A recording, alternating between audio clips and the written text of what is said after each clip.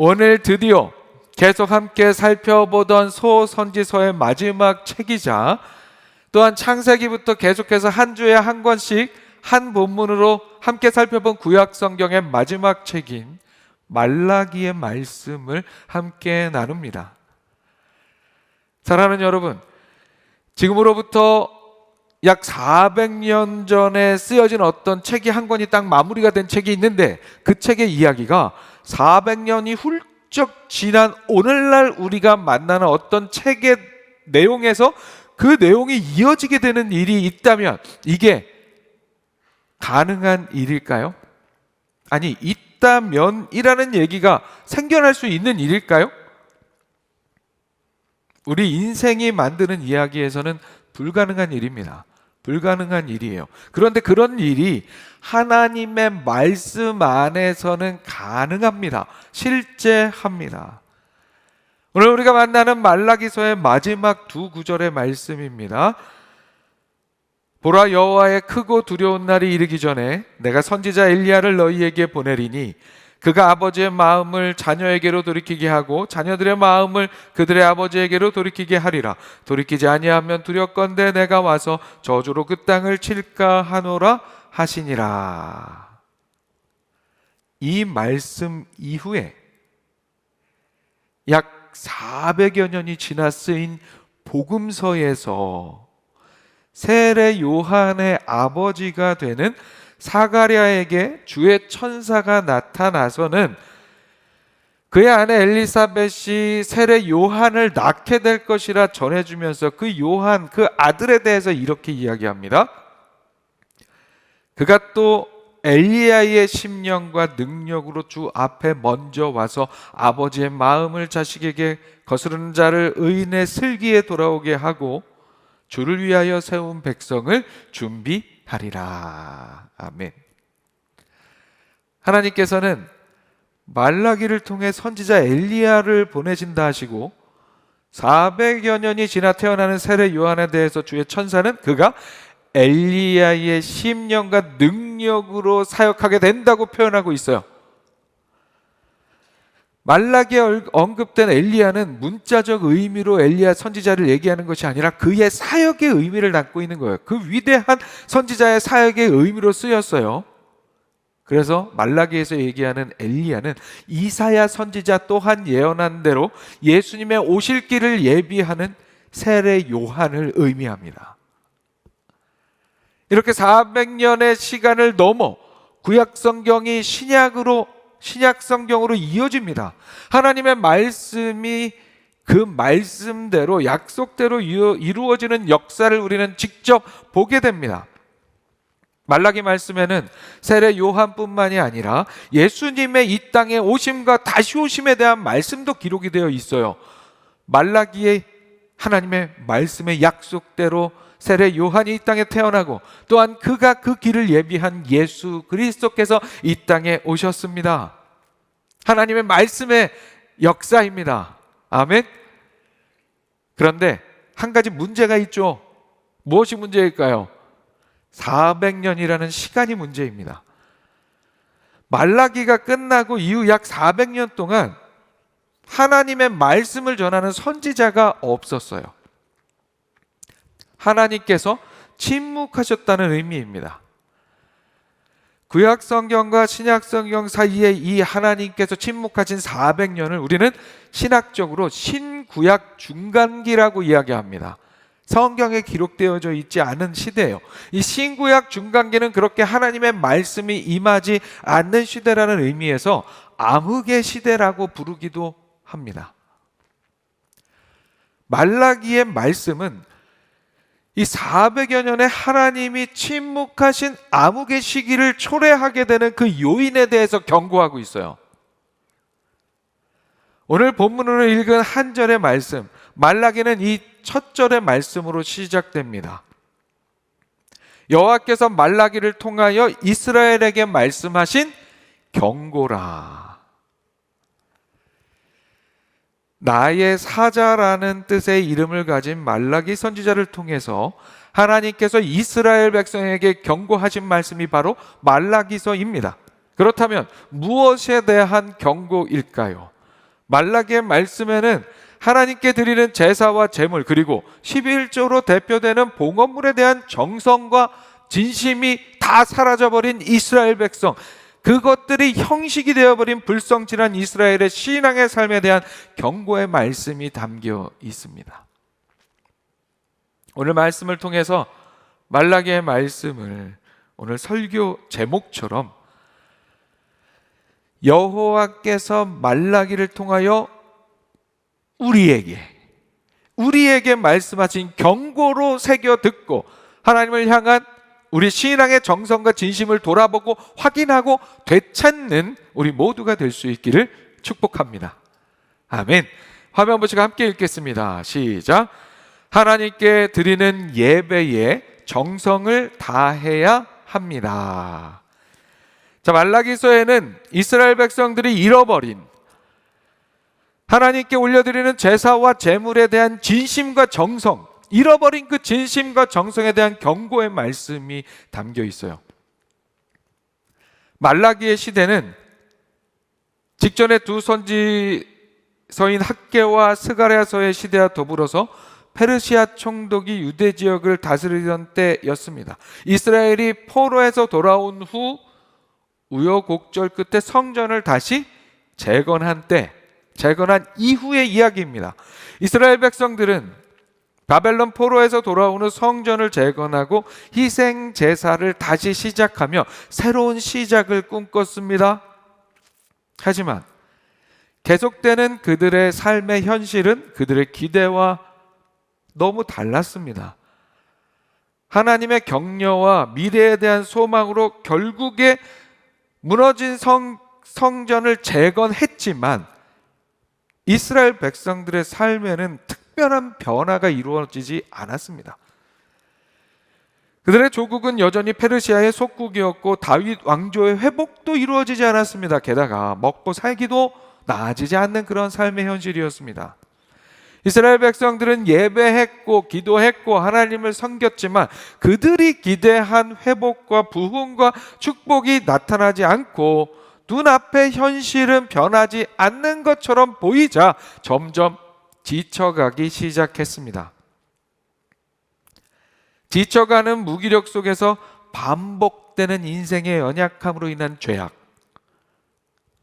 그 죄악 때문에 삶 속에 이스라엘 백성들의 삶 속에 하나님의 정의와 공의가 사라지고 가난하고 힘없는 자들이 더 억압받고 힘들어지는 그런 사회적인 상황이 전개되고 있었습니다.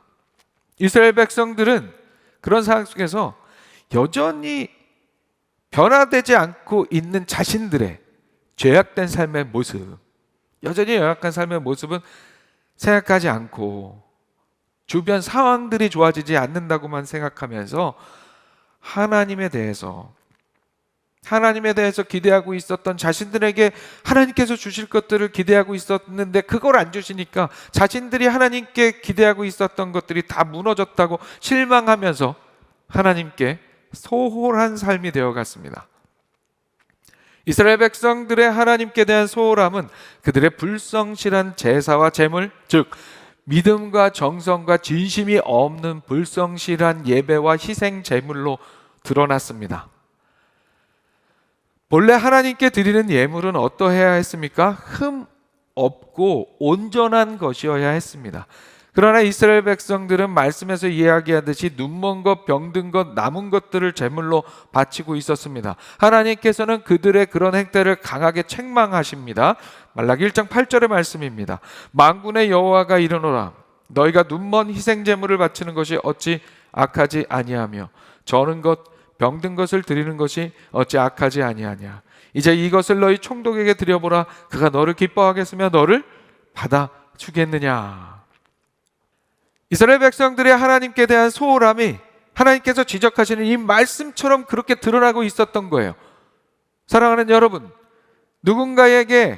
소중한 누군가에게 선물을 한다면 여러분 어떻게 합니까? 나의 최선으로 가장 좋은 것을 정성을 다해서 고릅니다. 그리고 진심을 담아 전달하죠. 그게 나의 소중한 누군가에게 주는 선물이에요. 하나님께 드리는 예배와 헌신에 정성을 들이지 않는다면 이것이 어찌 하나님을 향한 올바른 태도라고 할 수 있겠습니까? 말라기의 말씀은 반복해서 당시 제사장들을 중심으로 하는 이스라엘 백성들이 형식적이고 무성의한 태도로 여호와께 드리는 그 제사로 제사 자체를 멸시했던 그런 상황에 대해서 지적하고 있습니다. 13절 말씀이에요. 만군의 여호와가 이르노라 너희가 또 말하기를 이 일이 얼마나 번거로운고 하며 코웃음치고 훔친 물건과 저는 것 병든 것을 가져왔느니라. 너희가 이같이 봉헌물을 가져오니 내가 그것을 너희 손에서 받겠느냐? 이는 여호와의 말이니라. 이 구절에서 언급하고 있는 봉헌물이라고 하는 것은 원어적으로 제사에 쓰이는 제물을 의미합니다. 제물은 말씀드린 것처럼 기본적으로 흠이 없는 것이어야 했고 온전한 것이어야 했고 가축이어야 했습니다. 가축이란 무엇입니까? 굽이 갈라지고 색임질하는 정결한 짐승, 소나 양이나 염소를 의미합니다.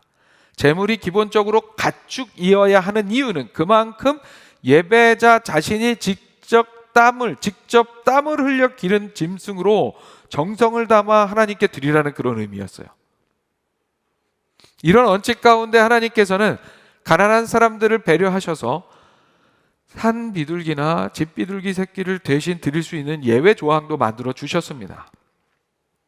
그러나 이스라엘 백성들은 하나님께 정성스럽게 기른 가축을 흠이 없는지 잘 살펴서 제물로 드려 예배하는 일이 번거롭다면서 하나님의 율법을 무시하여 훔친 것, 저는 것, 병든 것을 봉헌물, 즉 제물로 삼아 여호와께 드렸습니다.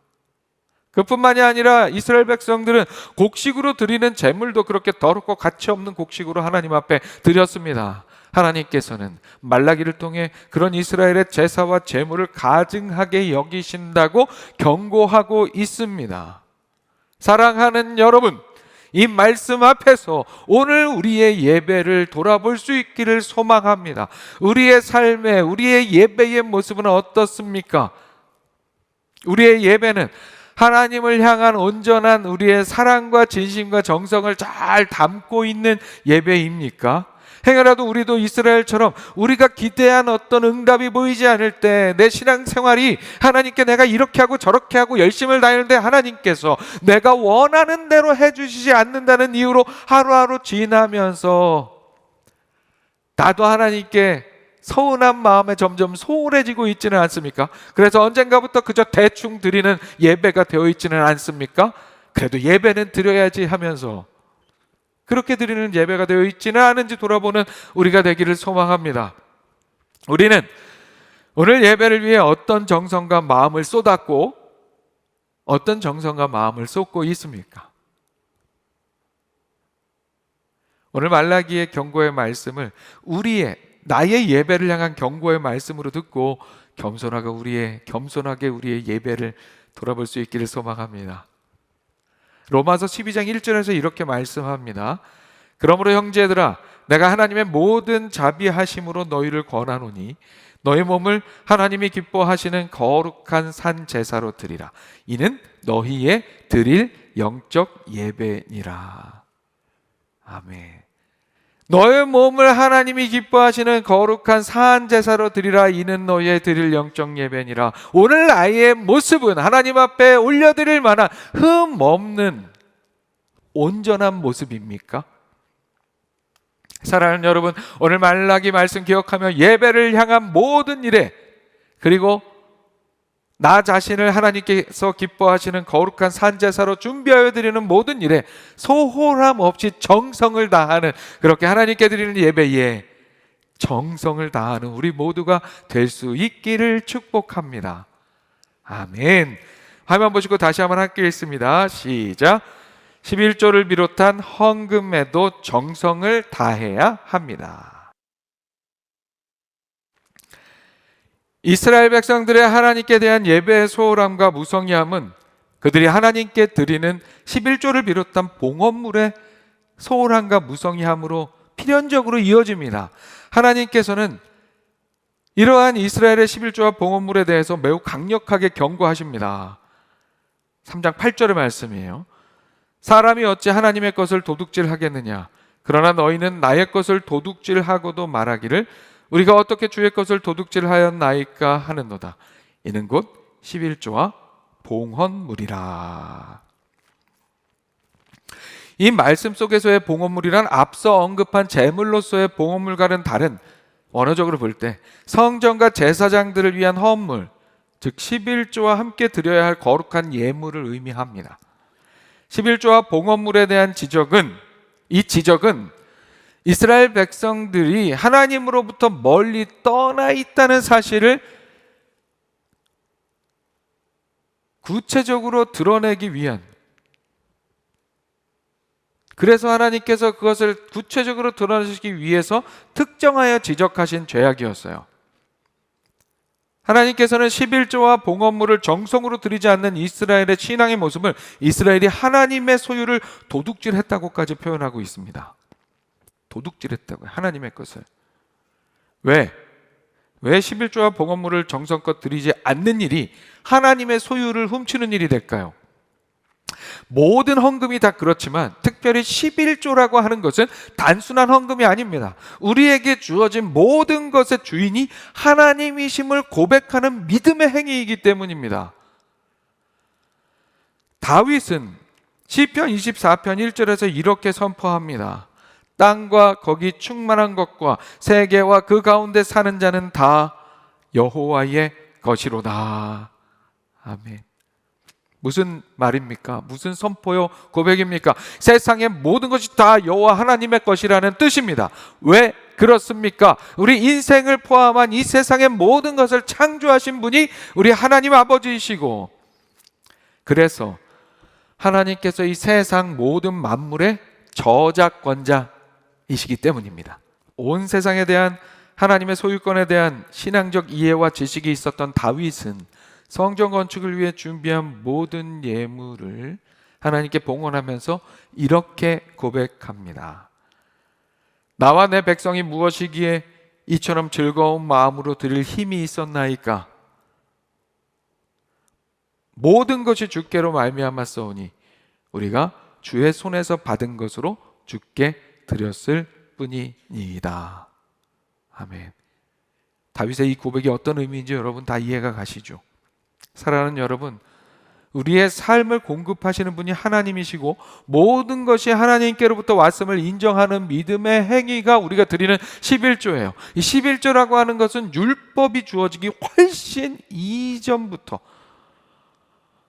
아브라함이 살렘왕 멜기세덱에게 전리품의 10분의 1을 바친 그 일에서부터 유래합니다. 이후에 하나님께서는 율법을 주시면서 11조를 제정해 주셨어요. 다 하나님의 소유이지만, 다 하나님 거지만, 우리에게 주어진 모든 것이 다 하나님 거지만 우리에게 주어진 그것을 사용하여 우리의 삶을 이루어 나가야 할 그 우리 인생들을 생각하셔서 그것 가운데 일부를 구별하여 드리도록 해주신 거예요. 구별하여 드린 11조는 기업이 주어지지 않은 제사장을 포함한 모든 레위인의 생계와 가난한 고아와 과부와 나그네를 구제하며 성전의 운영을 위해서 쓰였습니다. 오늘날에 와서도 그 쓰임새는 크게 다르지 않습니다. 그러한 11조를 드리지 않는다는 것은 하나님의 것을 하나님의 것으로 인정하지 않고 하나님의 도움과 은혜 없이도 내 힘으로 혼자 살아갈 수 있다는 교만한 삶을 의미하는 것입니다. 하나님께서는 말씀으로 이렇게 일침을 가하십니다. 그러나 너가 마음에 이르기를 내 능력과 내 손의 힘으로 내가 이 재물을 얻었다 말할 것이라. 너의 하나님 여호와를 기억하라. 그가 너에게 재물 얻을 능력을 주셨습니다. 아멘. 동의하시죠, 여러분?